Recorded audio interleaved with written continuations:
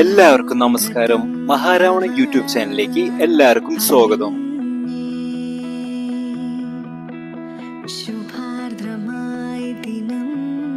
ഞങ്ങളുടെ ആദ്യത്തെ യാത്ര തൃക്കൊടിത്താനം മഹാവിഷ്ണു ക്ഷേത്രത്തിലേക്കായിരുന്നു. തൃക്കൊടിത്താനം മഹാവിഷ്ണു ക്ഷേത്രം സഹദേവനാണ് നിർമ്മിച്ചത്. 5 ദിവ്യ ദേശങ്ങളിൽ കേരളത്തിലെ കോട്ടയം ജില്ലയിൽ സ്ഥിതി ചെയ്യുന്ന ഒരേ ഒരു ക്ഷേത്രമാണിത്. മറ്റുള്ളവയെല്ലാം ആലപ്പുഴ ജില്ലയിലാണ് സ്ഥിതി ചെയ്യുന്നത്. അദ്ഭുത നാരായണൻ എന്ന പേരിൽ അറിയപ്പെടുന്ന മഹാവിഷ്ണു ഭഗവാനാണ് ക്ഷേത്രത്തിന്റെ മുഖ്യ പ്രതിഷ്ഠ. കൂടാതെ ഭഗവാന്റെ ദശാവതാരങ്ങളിൽ 4ാമത്തേതായ നരസിംഹമൂർത്തിയും തുല്യ പ്രാധാന്യത്തോടെ ഈ ക്ഷേത്രത്തിൽ കുടികൊള്ളുന്നുണ്ട്. ഉപദേവതകളായി ഗണപതി, ദക്ഷിണമൂർത്തി, ശാസ്താവ്, സുബ്രഹ്മണ്യൻ, ഭദ്രകാളി, നാഗദൈവങ്ങൾ, രക്ഷസുകൾ എന്നിവർക്കും ഇവിടെ പ്രതിഷ്ഠകളുണ്ട്.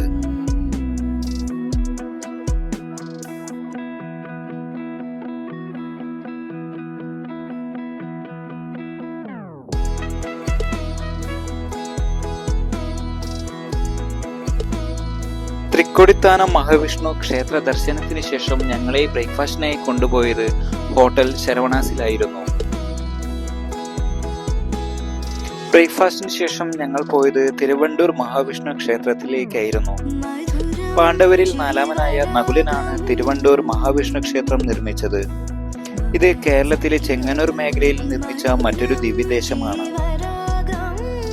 കേരള ശൈലിയിലുള്ള വാസ്തുവിദ്യയിൽ നിർമ്മിച്ച ഈ പുരാതന ക്ഷേത്രം പമ്പാനദിയുടെ സമീപത്താണ് സ്ഥിതി ചെയ്യുന്നതിനാൽ ക്ഷേത്രത്തിന് ചുറ്റുമുള്ള പരിസ്ഥിതി വിശ്രമവും സമാധാനപരമായ ഒരു പ്രഭാവലയം നിലനിർത്തുന്നു. ഒരു ദിവസം തന്നെ ഈ 5 ക്ഷേത്രങ്ങളിലും ദർശനം നടത്തുന്നത് ഭക്തജനങ്ങൾ പുണ്യമായി കരുതുന്നു. ഈ ക്ഷേത്രങ്ങളിൽ പടിഞ്ഞാറ് ദർശനമുള്ള ഏക ക്ഷേത്രമാണ് തിരുവൻവണ്ടൂർ. മറ്റുള്ള ഇടങ്ങളിൽ കിഴക്കോട്ടാണ് ദർശനം.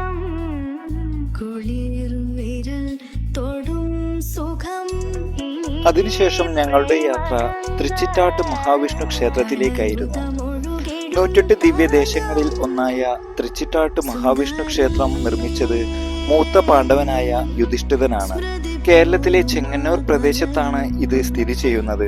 പഴക്കമുള്ള ക്ഷേത്ര സമുച്ചയം കാരണം നിരവധി ചരിത്രപ്രേമികളെ ആകർഷിക്കുന്നതിനാൽ ഈ പ്രദേശത്തെ ഏറ്റവും കൂടുതൽ ആളുകൾ സന്ദർശിക്കുന്ന ക്ഷേത്രങ്ങളിൽ ഒന്നാണിത്. മഹാഭാരത യുദ്ധത്തിൽ തന്റെ ഗുരുവായ ദ്രോണാചാര്യരെ പരാജയപ്പെടുത്താൻ യുധിഷ്ഠിരൻ ജീവിതത്തിൽ ആദ്യമായി ഒരു നുണ പറഞ്ഞപ്പോൾ അദ്ദേഹം ഈ സ്ഥലത്ത് എത്തി ജീവിതത്തിൽ ചെയ്ത പാപങ്ങൾക്ക് പശ്ചാത്തപിക്കാൻ ഭഗവാൻ വിഷ്ണുവിനെ ഒരു ചെറിയ ക്ഷേത്രം നിർമ്മിച്ചു. അന്നു മുതൽ ഇത് കേരളത്തിലെ ഒരു പ്രധാന ആരാധനാലയമാണ്. അതിനുശേഷം ഞങ്ങൾ പോയത് പുലിയൂർ മഹാവിഷ്ണു ക്ഷേത്രത്തിലേക്കായിരുന്നു. മറ്റൊരു ദിവ്യദേശമായ പുലിയൂർ മഹാവിഷ്ണു ക്ഷേത്രം നിർമ്മിച്ചത് പാണ്ഡവരിൽ 2ാമനായ ഭീമനാണ്. ഇത് ആലപ്പുഴയിലെ ചെങ്ങന്നൂർ മേഖലയിലെ പുലിയൂരിലാണ് സ്ഥിതി ചെയ്യുന്നത്. തമിഴ് മേഖലയിലെ ആൾവാർ സന്യാസിമാരുടെ സാഹിത്യകൃതികളിൽ പരാമർശിക്കപ്പെടുന്നതുവരെ ഈ ക്ഷേത്രം ഹിന്ദു തീർത്ഥാടകരുടെ ശ്രദ്ധ പിടിച്ചുപറ്റിയിരുന്നില്ല. ഇന്ന് കേരളത്തിലെ ഏറ്റവും പ്രധാനപ്പെട്ട തീർത്ഥാടന കേന്ദ്രങ്ങളിൽ ഒന്നായ ഈ ക്ഷേത്രം എല്ലാ വർഷവും ദശലക്ഷക്കണക്കിന് വിനോദസഞ്ചാരികളും ഹിന്ദു ഭക്തരും പതിവായി സന്ദർശിക്കാറുണ്ട്. ക്ഷേത്ര പ്രദേശത്ത് ഉയർത്തിയ ഒരു വേദിയിൽ സ്ഥാപിച്ചിരിക്കുന്ന ഭീമന്റെ ശക്തിയേറിയ ആയുധമായ ഗദയും നിങ്ങൾക്ക് ഇവിടെ കാണാൻ കഴിയും.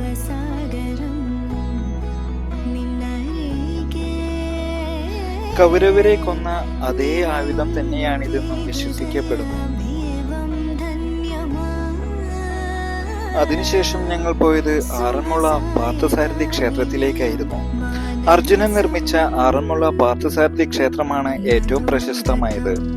കാരണം ഭഗവാൻ വിഷ്ണു തന്റെ എല്ലാ ഭക്തരുടെയും ആഗ്രഹങ്ങൾ നിറവേറ്റുന്ന ക്ഷേത്രമാണ് ഇതെന്ന് വിശ്വസിക്കപ്പെടുന്നു. മഹാഭാരത യുദ്ധത്തിൽ ഭീഷ്മരുടെ കോപത്തിൽ നിന്ന് രക്ഷിച്ച ശ്രീകൃഷ്ണനെ ആദരിക്കുന്നതിനായി അർജുനൻ നിർമ്മിച്ചതാണ് ഈ ക്ഷേത്രമെന്ന് പുരാതന ഗ്രന്ഥങ്ങളും പ്രാദേശിക ഐതിഹ്യങ്ങളും പറയുന്നു. ക്ഷേത്രത്തിനുള്ളിൽ സ്ഥാപിച്ചിരിക്കുന്ന ശ്രീകൃഷ്ണ വിഗ്രഹം വിശ്വരൂപത്തിലാണ്. തിരുവോണം, വാർഷിക ഉത്സവം എന്നിവയാണ് ഇവിടുത്തെ ആഘോഷിക്കുന്ന പ്രധാന ഉത്സവങ്ങൾ.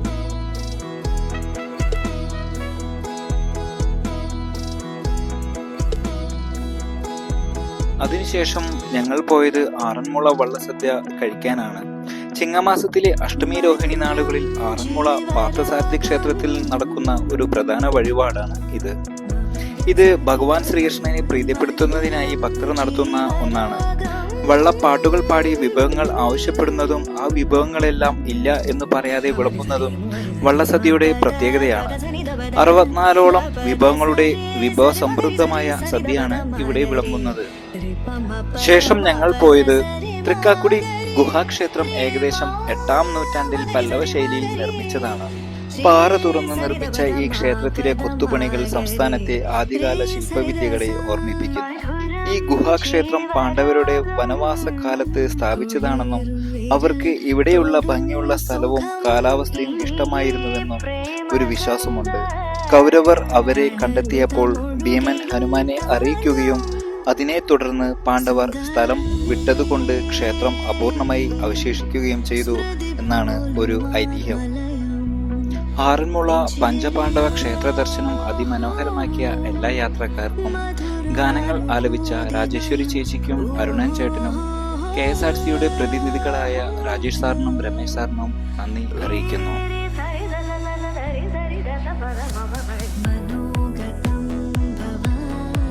നിങ്ങൾക്ക് ഈ വീഡിയോ ഇഷ്ടപ്പെട്ടാൽ സബ്സ്ക്രൈബ് ചെയ്യാനും ബെല്ലൈക്കൺ ക്ലിക്ക് ചെയ്യാനും ഷെയർ ചെയ്യാനും മറക്കരുത്. നിങ്ങളുടെ വിലപ്പെട്ട സമയം ഈ വീഡിയോ കാണുവാൻ ഉപയോഗിച്ചതിന് നന്ദി.